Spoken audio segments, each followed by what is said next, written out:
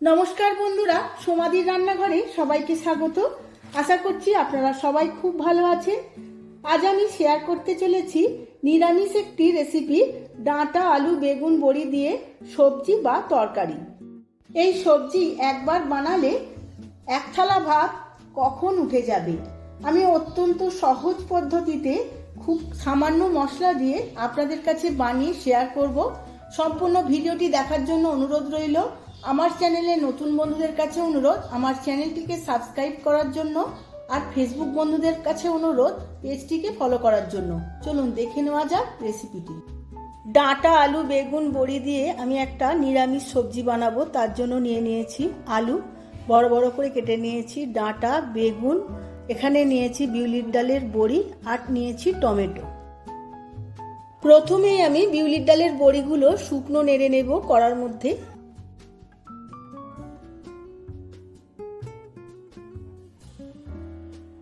বড়িগুলো শুকনো নেড়ে নেওয়ার ফলে ময়েশ্চারটা পুরোপুরি শুকিয়ে গেছে। এবার দিয়ে দেব 2 চামচ সর্ষের তেল। সর্ষের তেল দিয়েও আবারও 2 মিনিট ভেজে নেব।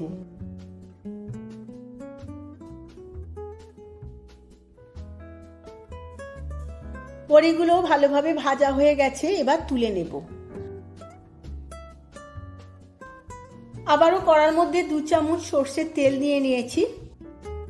এই তেলের মধ্যে বেগুনগুলো হালকা করে ভেজে নেব।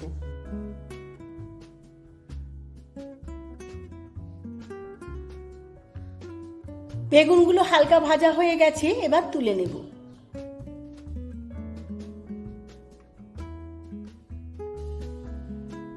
কড়ার মধ্যে আবারও অল্প তেল দিয়ে দিয়েছি। এবার আমি আলুগুলোও ভেজে নেব। আলুর সাথে ডাঁটাগুলোও আমি হালকা করে ভেজে নেব। আলু আর ডাঁটা ভাজতে ভাজতে এখন আমি একটা মশলা তৈরি করে নেব। মশলার মধ্যে নিয়েছি শুকনো লঙ্কা 3টে, অল্প একটু আদা, হাফ চামচ সাদা সর্ষে, অল্প একটু জিরে আর অল্প একটু রাঁধুনি। সমস্ত মশলাগুলো আমি শিলে বেটে নেব। এখানে আমি শিলে মশলাটা বেটে নিচ্ছি। আপনারা চাইলে মিক্সিতে বাটতে পারেন বা গুঁড়ো মশলাও ব্যবহার করতে পারেন, কিন্তু শিলে বাটা মশলার রান্নার স্বাদ অনেকটাই মাত্রা বাড়িয়ে দেয় স্বাদের। সমস্ত মশলাটা বাটা হয়ে গেছে, এবার তুলে নেব। ডাঁটা আর আলু ভাজা হয়ে গেছে, এবার তুলে নেব।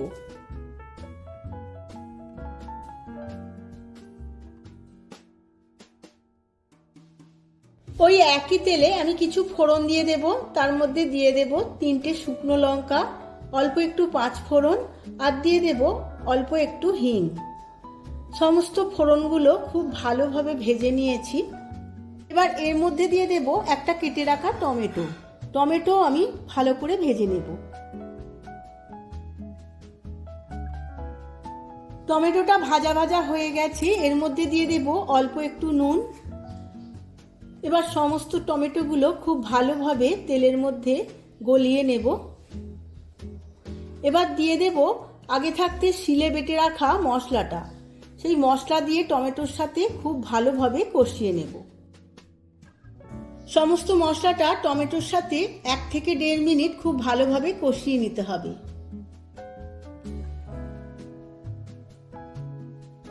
কষাতে কষাতে এর মধ্যে দিয়ে দেব 1 চামচ হলুদ গুঁড়ো, আর দেব হাফ চামচ কাশ্মীরি লঙ্কার গুঁড়ো। সমস্ত কিছু আবারও একবার কষিয়ে নেব। এবার আমি অল্প পরিমাণ জল দিয়ে আবারও একবার কষিয়ে নেব। মশলাটা খুব ভালোভাবে কষানো হয়ে গেছে। এবার ভেজে রাখা সবজিগুলো এই মশলার মধ্যে দিয়ে দেব।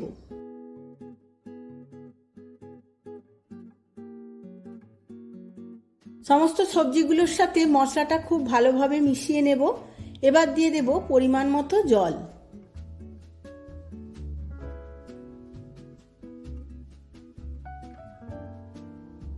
জলটা দেওয়ার পর সমস্ত সবজির সাথে খুব ভালোভাবে নাড়াচাড়া করে নেব। এবার দিয়ে দেব স্বাদ মতো নুন। গ্যাসের ফ্লেমটা মিডিয়াম টু লোতে রেখে চাপা দিয়ে 10 মিনিট সেদ্ধ করে নেব। আলুগুলো আমার অনেকটাই সেদ্ধ হয়ে গেছে। এখন এর মধ্যে দিয়ে দেব ভেজে রাখা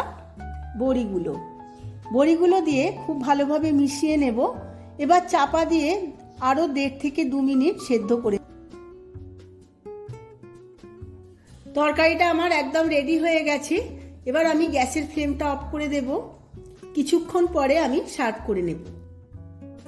আমি সার্ভ করে নিয়েছি ডাঁটা আলু বেগুন বড়ি দিয়ে তরকারি। দারুণ দেখতে লাগছে। আপনারাও যে কোনো নিরামিষ দিনে এইভাবে বানিয়ে ফেলুন আর ভাতের সাথে সার্ভ করুন, দেখবেন সবার খুব ভালো লাগবে। ভিডিওটা যদি ভালো লেগে থাকে ভিডিওটিতে প্রচুর প্রচুর লাইক শেয়ার কমেন্ট করবেন। আজ তাহলে আসি, আবার দেখা হবে পরবর্তী ভিডিওতে। ধন্যবাদ।